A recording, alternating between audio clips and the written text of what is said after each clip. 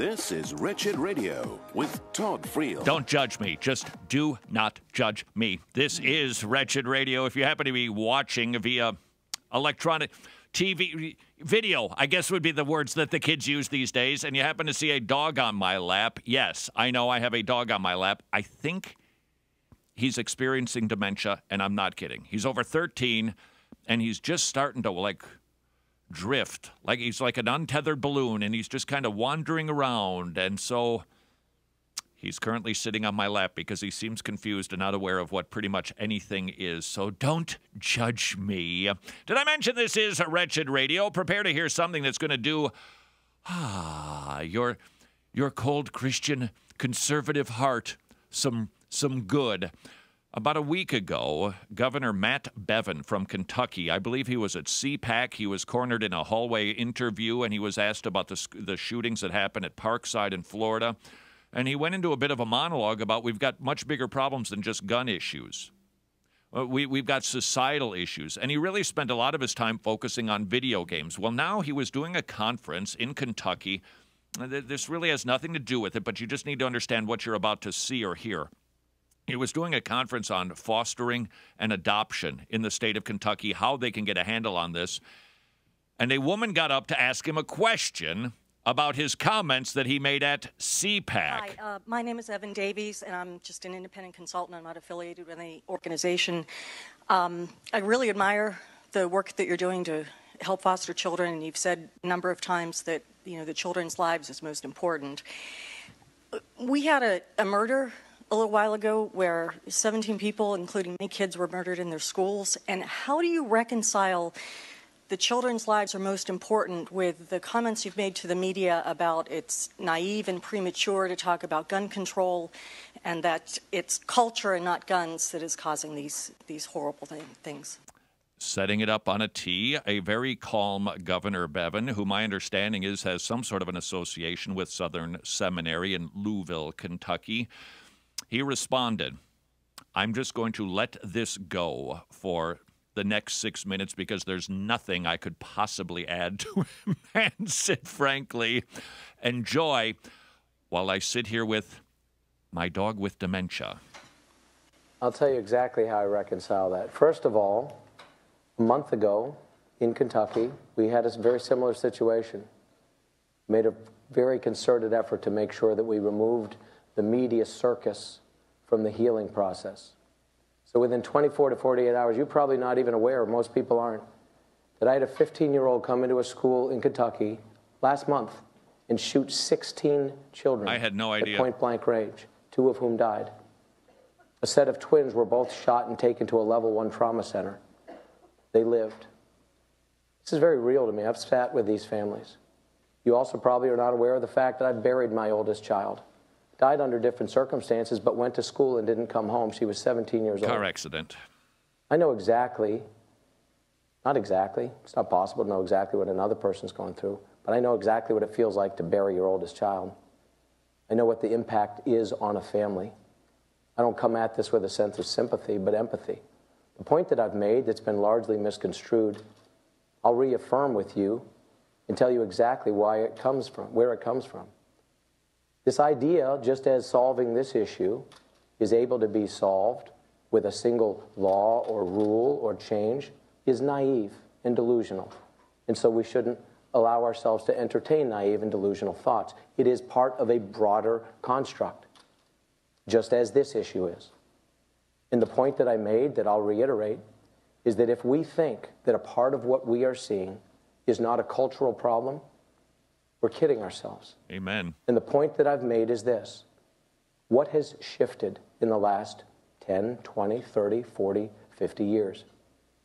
It's not the percentage of guns that we find in homes. And you can give me a statistic that there's now more guns. Fair enough. I'll submit that that may be true. I'm not going to argue with you. But the reality is there's fewer homes that have guns in them than there were 50 years ago when children didn't walk into schools and shoot themselves and shoot each other. That's a fact. You can confirm that. But I'll tell you this. When I was a kid, kids brought guns to school. Kids brought guns on the school bus. Kids brought guns to school in their own vehicles. Kids didn't shoot each other with them. So some things have not changed. What has changed? We as a culture, as a society, and it's very germane to this topic as well, we don't value human life like we did. We remove increasingly respect for the dignity of other people. You look at how rampant pornography is, the degradation and disrespect for women and for human life in general. It is so systemic. People of our age have not been exposed like our children have been. There's not a child in America that hasn't been exposed to pornography, I guarantee you, if they're above the age of 12. That's a fact. It is so systemic, it's horrific. And it desensitizes us at every turn. And so we're desensitized to the value and dignity of human life. We're desensitized through, and this is to the heart of what I said that you seem to take exception with, is that through violent video games, where literally you are encouraged, and you can roll your eyes all you want, man, but I will say this. You explained to me the value of a game that encourages somebody to go back and finish them off, where you get points for kill counts, and you slaughter people. We're desensitizing people to the value of life. And we see it through the lyrics and music, and we see it through television shows, and we see it through movies. We see it in the fact that the mores of this nation have changed. And we see it through the fact that we increasingly want to remove any sense of moral authority from everything. I'll tell you again, we could have 1,000 sidebars, and you could agree or disagree as it relates to what I'm about to say. But in a nation where over the last 40 years, we've aborted 50-something million children, and we have multiple states with medically assisted suicide being provided by doctors. At both ends of the life spectrum, we're losing the value for life that we once historically had. You can say that's good, you can say it's bad, but it's a reality. You couple that with the fact that all these other things are changing, that we're removing any sense of authority. It used to be that you had different levels of authority starting in the home itself. Fully a third of children in a recent Pew study say that they have no interaction, for all intents and purposes, with their own parents. When their parents live in the home, they say their parents have no clue what they're even learning in school. There was a study recently and an article that was derived from that and other studies that was in the Atlantic. I encourage you to look it up, about the impact. And again, you can smirk and you can smile, but as somebody who's an independent consultant, I find it remarkable that you're so smug and you're so disregarding of my opinion, when in fact I'm just trying to have an honest dialogue with you, based on a fair question. But I will say this. Look at this article in the Atlantic. This article in the Atlantic talks about how young people are increasingly becoming suicidal and depressed because of the use of social media and the use of these personal devices and on-screen time. All these are part of a cultural issue. In this cultural issue, if we're not addressing it, we are kidding ourselves, because it also affects this issue we came here to talk about today.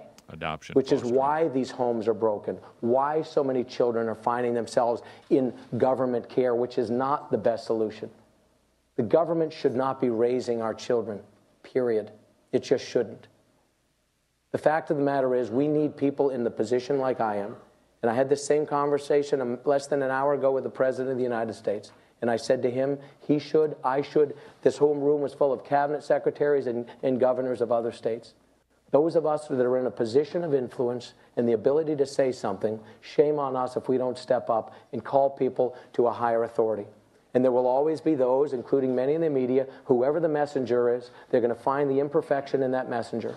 So if the messenger says we should do X, Y, Z as it relates to this issue or adoption and foster care, people will say, well, who is this person? They're an imperfect person. Well, so is every one of us. There's not a perfect person in America, but that doesn't mean we don't strive for perfection. There's not a perfectly morally upright person in America. That doesn't mean we don't espouse and aspire to reach for moral higher authority and expect more and demand more of our children. Shame on us if we don't sound the alarm. You want to take any kind of morality and change the mores of a nation, remove any sense of higher responsibility, try to pin it on any one thing and assume the government and a piece of regulation and a rule is the solution, and then we're shocked when these things happen. We're kidding ourselves. Well, then, that was refreshing. Governor Matt Bevin, Kentucky, not given an inch of ground on his comments. Our culture has changed. Of course, we can talk about gun laws, but the culture has changed. Something is different, and the current laws haven't stopped evil behavior. And he alluded to it. It is we Christians who then can proclaim, here is the higher authority. This is the one with whom you must do. This is your God. This is what he commands. This is his son. Kiss him, lest he be angry. That's our job. He's right. That was what my second book, Judge Not, was all about. The reason that our country is the way it is because of the state of the evangelical and the Protestant church in America today. We have the message that our country needs.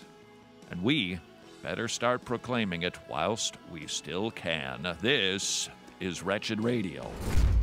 Don't forget, if you would like to hear the entire daily broadcast, simply visit wretched.org, go to iTunes, figure out your favorite Android listening platform, and you can listen to the entire program every single day, downloaded to your listening device for free. Well, thanks to our monthly supporters called Gospel Partners.